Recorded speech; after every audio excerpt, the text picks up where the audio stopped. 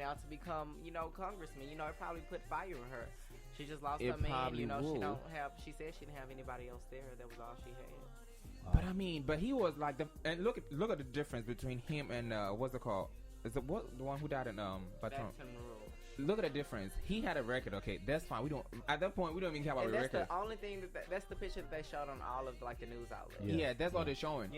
But his record had nothing. He wasn't Nothing partaking in any of those crimes at the moment of the incident. No. Yeah. His record don't have shit to do with shit. Excuse me, but that's how I feel. I know, and the fact that this guy, the one who just got shot in front of the little girl, he had no record. Yes, he had braids. Oh, I mean, no, not braids. Dreads. He was a cafeteria worker, supervisor, great man, and he didn't have no record. So it's like he said, if it was like a white person, it would have been a different treatment.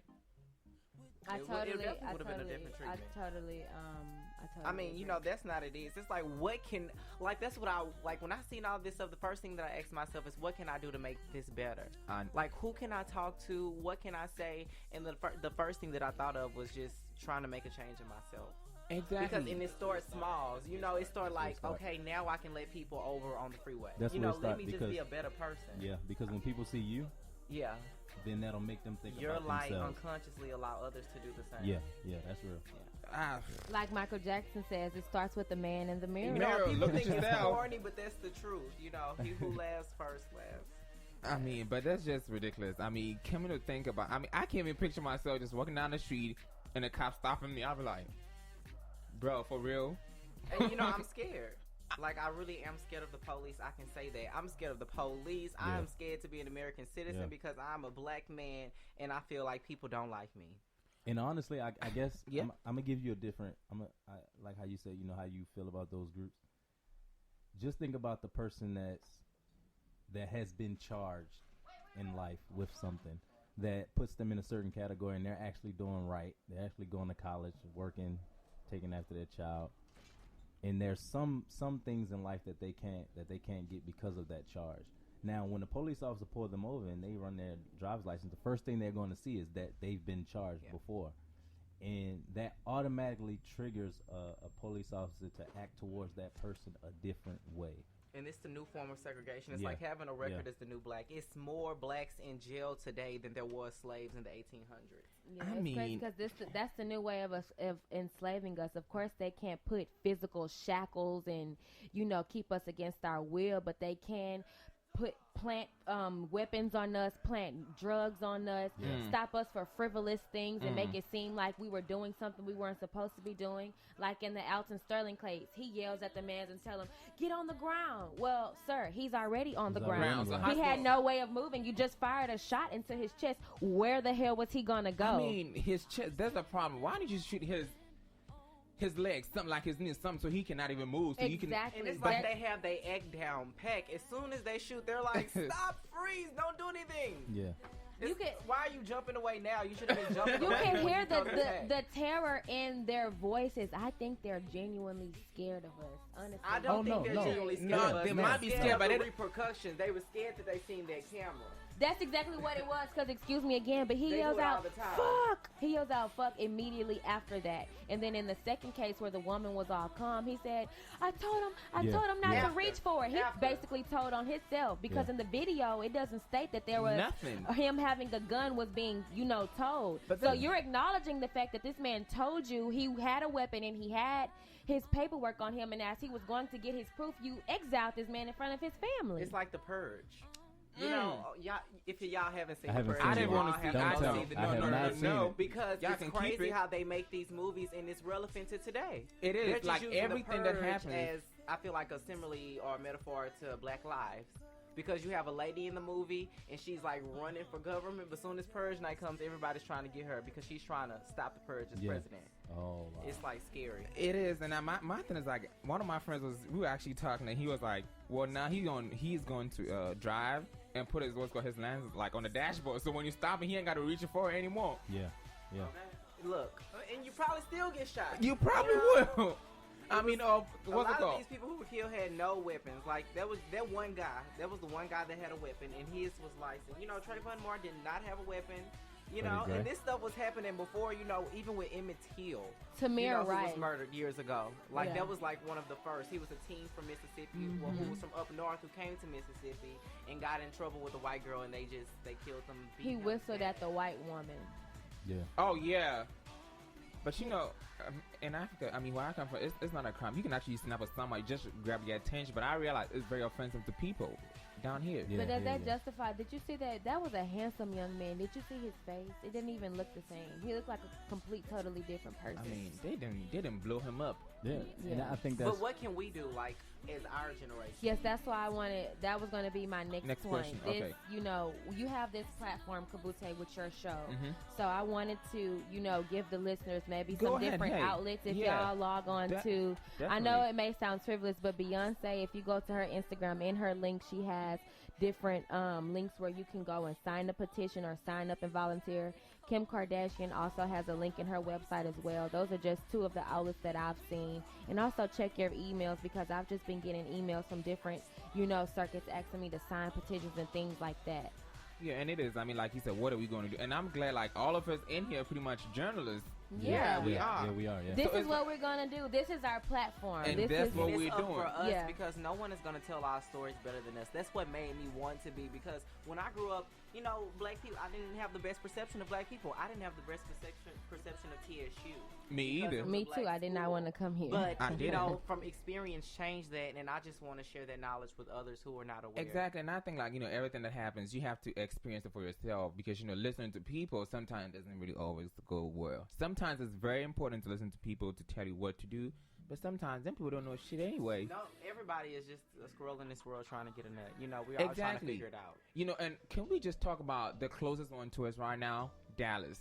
Like, really? I think this is a whole conspiracy theory.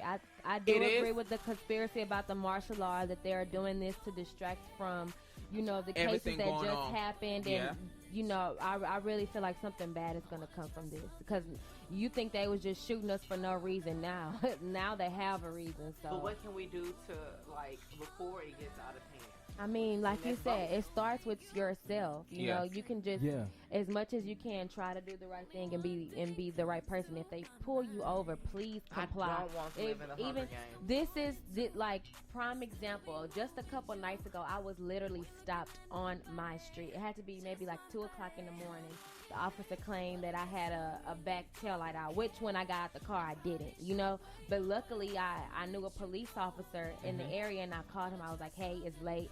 You know, the police officer was looking all in my car and, you know, had his nose all turned up and looking at me crazy. And I'm was just he like, white? He was white, and I had never encountered anything like that. It actually but in that very moment, I felt it. I felt that I was being discriminated against. I felt that I was being degraded just by a single look because of the color of my skin. And so I had a media pass in my car for a James Harden event, and he looks. Is this your car? Let me see. No, what are you doing with something like that? You know, just questioning the objects I have in my car. And I'm just like, sir, what am I being stopped for? Thank God, you know, I knew the cop, and he called him. He wrote me like 5 tickets, but he let me go home. I'm like, I literally stayed walking distance. I was literally like 3 houses down from my house. Wow. But that's, I mean, is that really important? Like, for real? And I think this one thing I think to me personally, I don't think people hate for no reason. But they because, for example, these white people hating black folks. I mean, I can say it was actually the way they were actually raised up in their families. Because I don't think no one what's the name was raised to hate nobody. Yeah. No, it's actually about how you were raised. Exactly. Because I feel like if someone if you're being raised and they tell you about like black people, blah blah blah, black people don't. But first of all, the house that you live in. Remember, there's the black people. Even Michelle Obama said every day she wakes up with her daughters knowing the house she lives in was built by black people. It was built by slaves. I'm sorry, yeah, slaves. Words, yeah. It wasn't no white slaves. Mm-hmm. Who was white in that? Let me know. Let me just find out who was white in that. I mean, no, come on now. We need to do better. And like you said, as journalists, like we have to like gather our stories, have the facts right, so people can actually, you know. Because I know one of my friends, she used to be a writer at a TSU Herald, but she's actually in Dallas right now. She said she went for the protest, and it was calm, cool, and everything for 2 hours. before all the craziness started. That's why the officers But they were didn't show actually that. protesting. That's why they said the protest was so peaceful that the officers wanted to join the protest. That's why they were there. They were actually protesting. But yeah, I think. But the media didn't tell us that. They said, "Oh, it was a crazy." No, but they didn't say it was a 2-hour peaceful protest. Yeah, the protest was mostly peaceful, but I think, like how we were saying, okay, so like, what do we do now? Mm-hmm. It's gonna be. I guess it's gonna be kind of funny for me to say this, but you know how when we on Facebook and we on Twitter and we see the videos of us beating up each other. You know what I'm saying? You know, us talking about each other. Black and black crime and stuff like that. You know, and I'm not going to blame it. I'm not going to be that person that says, oh, well, black people kill black people, so why are we tripping off of what everybody else doing? That's not me. I'm not saying that. But what I am saying is that black people, we gotta get into colleges. Texas Southern University, we have a 5% graduation rate, which means that you'll graduate in 4 years. There's a 5% chance that is. And that's not just because of Texas Southern University. That's because we as a people don't want to go to class. We as a people are so content. Repeat that one more time. We are so content with the way that we are now. I just have to drop my shade stuff. We are so content as an African American culture. We're content at where we are. If we could just say, hey, I can go to college, I can graduate, and I can get anything I want and more.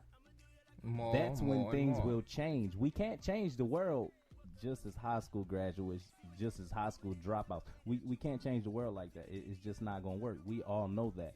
Anytime you graduate high school and they say, okay, now you need a bachelor's to make it in the world, and then you graduate from undergrad, and then they say, now you need a master's to make it in the world, and then you graduate from grad school, and they say, hey, sir, you can get the job, but you need a doctorate.